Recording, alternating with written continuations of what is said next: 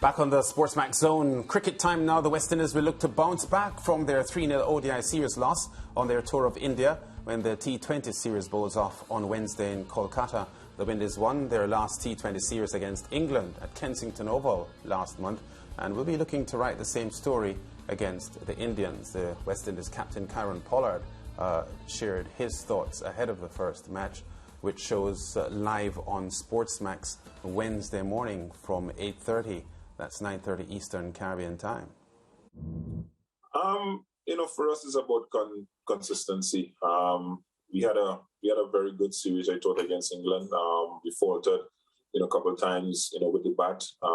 In the back end of the innings, we could be, a little better at executing, as well. And, fielding performances, we can take it up a notch, as well. So, again, there's a couple of areas I think that, we can definitely improve and, just try to be as consistent as possible as we would have seen, from a batting perspective, over the period, we have not been as consistent, or we have not been consistent at all, which is facts. So we want to be able to try to, put that right with the limited opportunities we get in a shorter format of the game. So I think for us, it's about continuing to try to improve in all facets of the game and, executing, the best of our ability. Yeah, no, Pollard had missed, you may remember, the second and third one-day internationals against the Indians, but he says he is fit enough to play on Wednesday. No, I think, it has gone over the last couple of days. Things have, improved, drastically, for me.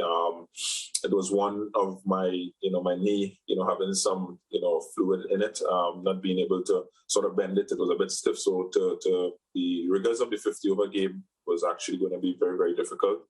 So for me, it was, difficult to take the field, not knowing that I can give, 100% to the team, because I pride myself on, what I can contribute. So as we stand right now, all 16 of us, are available for selection. So our final 11, be selected, and we'll take the field tomorrow, please God.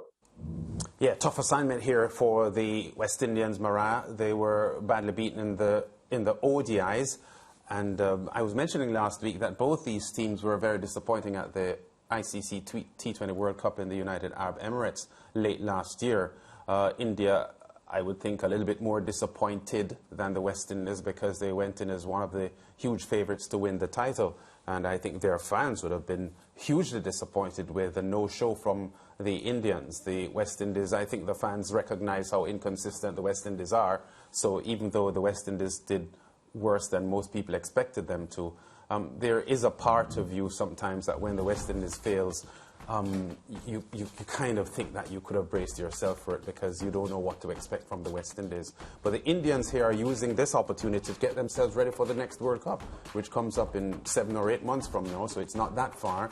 And I think this is a tough assignment for the West Indies, and I'm hoping that they can be competitive in this series and don't lose the series 3-0 as they did in the ODIs. Exactly. Competitive is the word that we need to discuss. The fact that the West Indies, they need to battle their 20 overs.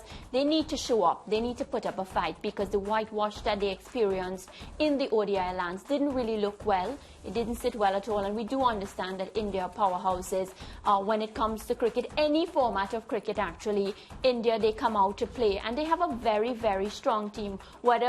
Even if key players are missing, that doesn't really affect them. What I will say, though, is that based on the pitch conditions and reports that, have been released based on matches that were played before, the team that wins the toss, so this is what the Windies probably would need to do, win the toss and bowl first, because based on the percentage rates and, of course, statistics and all these different things, and I get it, matches are played on the day, but based on the stats, the team that bats the second is the team that has the highest percentage average to win land. So if I were the Windies, I'd be hoping that I win the toss, start by winning the toss, and then try to bowl them down for a score that you can try to at least get, because we do know that the T20 format is something that the West Indies are really good at.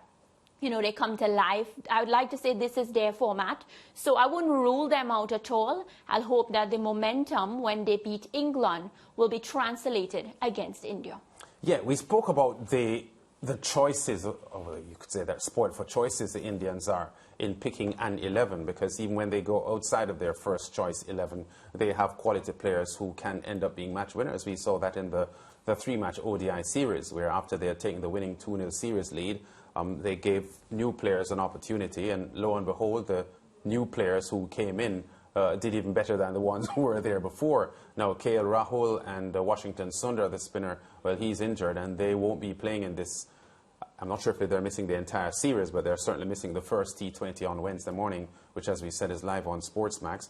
But you can guarantee that whoever replaces them will be hungry to succeed and to stake their claims for a spot in this team as a first team pick. And while I will continue to say that this Indian team is in no way, shape or form as dominant as the big West Indies teams of the 70s, 80s and early parts of the 90s, there's something about Indian cricket at the moment that reminds me of the West Indies glory days, when they can go outside of their first team players and find players who would be on any team, who would make any team, would walk into any team of, of their rivals. So the sort of proliferation that we are seeing with impact players coming out of India at the moment is phenomenal.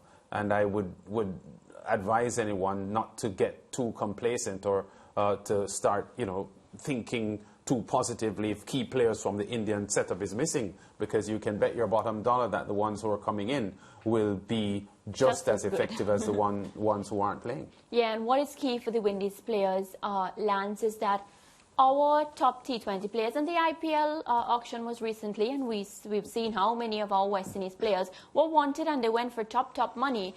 Those players will have to step up. They will have to do what they do in franchise cricket, and I'm talking about the Kieron Pollards, the Nicholas Pooran, of course Jason Holder has been in form with the ball. So we're hoping that these players, based on their reputation, and they have a really respectable reputation when it comes to franchise cricket, they can step up and translate that form against India, because Lance, if they do, without a doubt we'll be competitive, and that's what we want. We don't want to see us falling like flies. We want to see some sort of competition.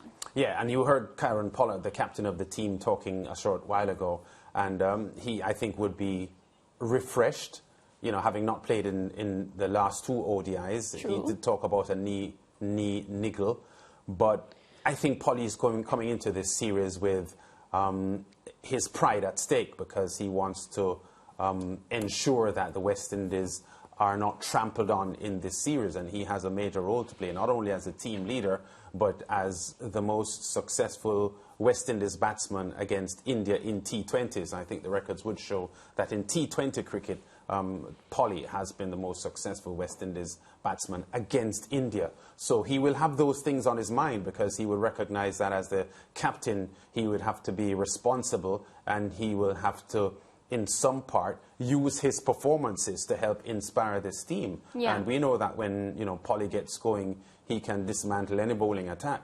And I'm pretty certain that's where his mind is at the moment, hours before match time. Yeah, he has a total of 1,537 runs in this format, and he's also picked up 42 wickets. So we're looking forward, Lance, to see what our West Indies men do up against India. As I say, I'm not going to be too harsh on them. I just want them to compete. I want them to be competitive. And of course, you can catch all the action right here on SportsMax. We got the very best just for you. Well, still to come on the SportsMax Zone, the TNT women's football team is finalizing preparations ahead of their crucial World Cup qualifier against Nicaragua on Thursday. Well, the head coach, Kenwyn Jones, will provide us with an update after the break. And as we head to the break, cricket lovers, don't forget, SportsMax continues with live action from the West Indies tour of India. The first of 3 T20 internationals will bowl off Wednesday morning at 8:30, 9:30 Eastern Caribbean time. Stay with us. More SportsMax Zone after the break.